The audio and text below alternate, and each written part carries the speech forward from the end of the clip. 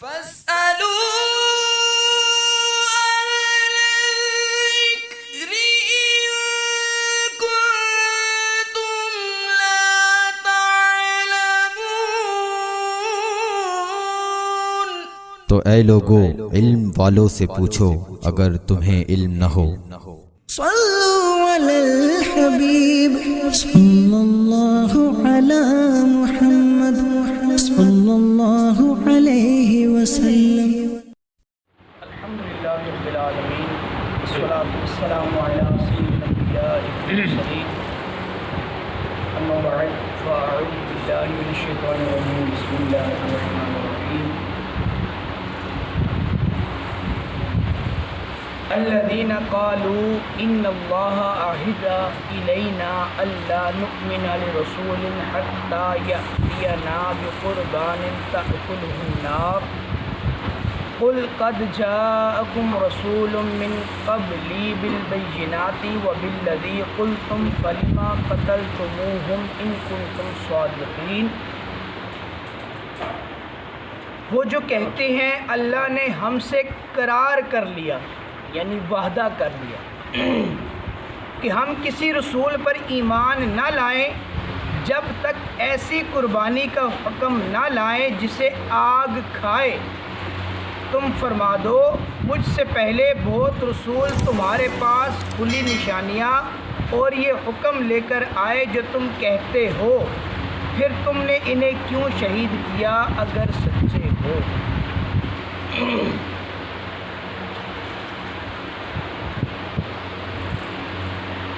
یہودیوں کی ایک جماعت تھی جو پیارے محبوب علیہ الصلوۃ والسلام کی بارگاہ میں حاضر ہوئی، آ کر کہنے لگی کہ ہم سے توریت شریف میں یہ عہد لیا گیا ہے، یہ وعدہ کیا گیا ہے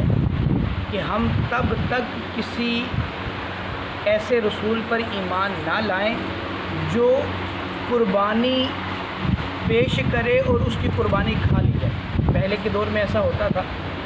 کہ جب کوئی قربانی دیتا، جیسے ہم عید الاضحیٰ میں قربانی کرتے ہیں یا اور صدقات وغیرہ دیتے ہیں، تو ایسے قربانی دیتا تھا تو قربانی رکھی جاتی تھی، آسمان سے ایک سفید طرح کی کوئی آگ گزرتی جو اس قربانی کو کھا لیتی، تو یہ ہوتا کہ یہ قربانی ان کی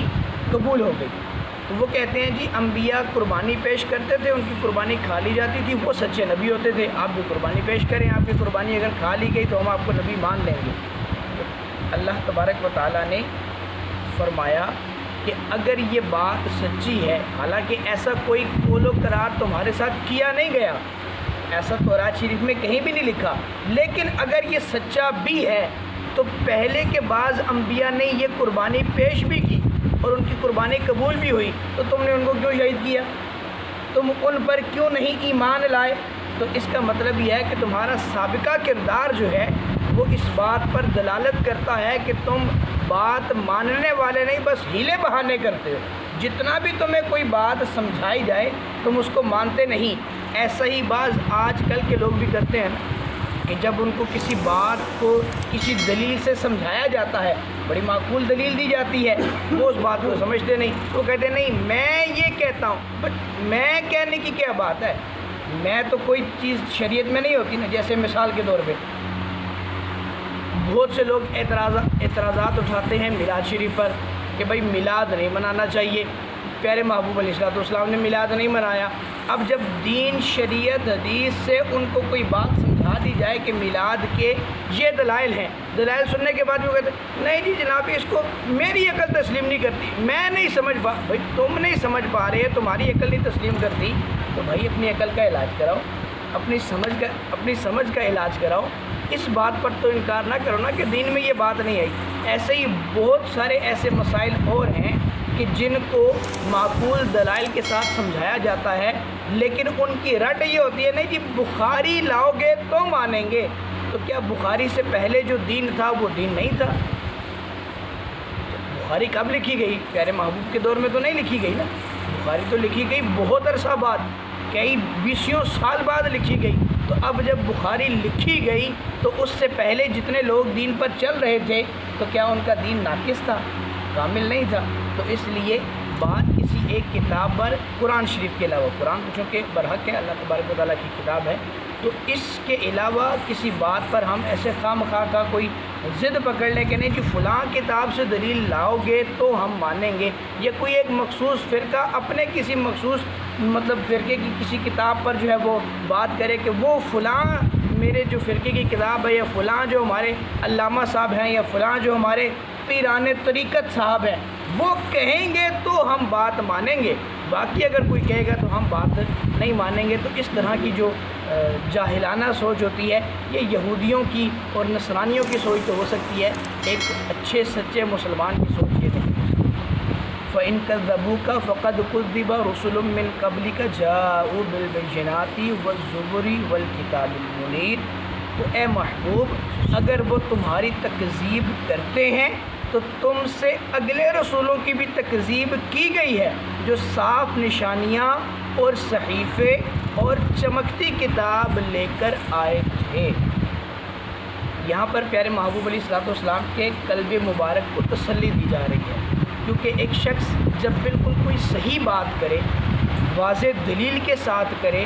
جب اس کی بات کو نہ مانا جائے تو اس کے قلب کو رنج ہوتا ہے، دل دکھتا ہے کہ میں تو دیکھو اللہ رسول کا حکم پہنچا رہا ہوں، صحیح بات اس کو بتا رہا ہوں، یہ آگے سے جناب وہ ذاتیات پر اتر آیا ہے، ذاتی جھگڑے لے کر بیٹھ گیا ہے، تو اب کیا ہوتا ہے کہ اس کا دل دکھتا ہے۔ تو ایسے ہی پیارے محبوب علیہ الصلوۃ والسلام کے قلب اطہر کو بھی جو ہے وہ دکھ پہنچا، رنج پہنچا، تکلیف ہوئی، تو کہ یار میں ان کو صحیح بات بتا رہا ہوں، اسلام کی اور مذہب کی صحیح تعلیم دے رہا ہوں، یہ پھر بھی جاہلانہ سوچ رکھتے ہوئے جناب تکذیب کرتے ہیں، جھٹلاتے ہیں، تو یوں محبوب کا دل دکھتا تھا۔ تو اس دکھے دل کا علاج بارہا قرآن پاک میں اللہ تبارک و تعالیٰ نے کیا کہ بارہا تسلی دی گئی کہ آپ ان کو جو ہے مت سوچیں کہ یہ ایسے کرتے ہیں یہ ویسے کرتے ہیں۔ آپ سے پہلے بھی کتنے رسول تشریف لائے اور وہ کتابوں کے ساتھ بھی آئے، صحیفوں کے ساتھ بھی آئے، کھلی نشانیوں کے ساتھ بھی آئے، لیکن ان میں سے اکثر کئی لوگ ایسے تھے جو ان کی بھی تکذیب کیا کرتے تھے، وہ بھی اپنے کام میں لگے رہے، تبلیغ کرتے رہے، لوگوں کو دعوت دیتے رہے، آپ بھی لگے رہیں۔ تو اس لیے ایک اچھے مبلغ جو لوگوں کو نیکی کی دعوت دیتے ہیں، کسی اچھی بات کی تبلیغ کرتے ہیں، ان کو ستایا جاتا ہے۔ پیارے محبوب علیہ الصلوۃ والسلام کے نقش قدم پر جو بھی چلے گا اس کو ستایا جائے گا۔ تو اس لیے آپ میں سے بھی اگر کوئی بھی شخص ایسا، یا سننے والوں میں سے دیگر ناظرین میں سے بھی کوئی بھی جب دین کی کہیں بات کرتا ہے، اس کو اگر کوئی تکلیف پہنچائی جاتی ہے تو اس پر یہ نہیں کہ ہم تھک کر بیٹھ جائیں، ہم کہیں نہیں جی جناب یہ تو فلاں فلاں میرے بارے میں بات کرتا ہے، مجھے تو جناب دین کی تبلیغ آج کے بعد نہیں کرنی، مجھے گھر میں بیٹھنا ہے۔ تو گھر میں بیٹھنے کا حکم جو ہے وہ نہیں ہے، ہمیں حکم اعظم ہے، ہمیں پہنچانا ہے جو بھی دین اور شریعت کی بات ہے۔ جیسے پیارے محبوب علیہ الصلوۃ والسلام ارشاد فرماتے ہیں بلغوا عنی ولو آیا، اگر تمہارے پاس میری طرف سے کوئی ایک بھی بات پہنچے، شریعت کی دین کی کوئی ایک بات بھی پہنچے، آپ اس کو دوسروں تک پہنچا دیں۔ اس پر عمل کرنا نہ کرنا یہ اگلے کا کام ہے، ہمارا کام ہے صرف پہنچانا، تو ہم پہنچائیں گے۔ تو اس بارے میں اگر کہیں راستے میں کہیں کوئی رکاوٹ آئے تو ہم نے تھک کر بیٹھنا نہیں ہے، بلکہ اپنی منزل کی طرف سفر جاری رکھنا ہے۔ اللہ آپ کو اور مجھے ان تمام باتوں کو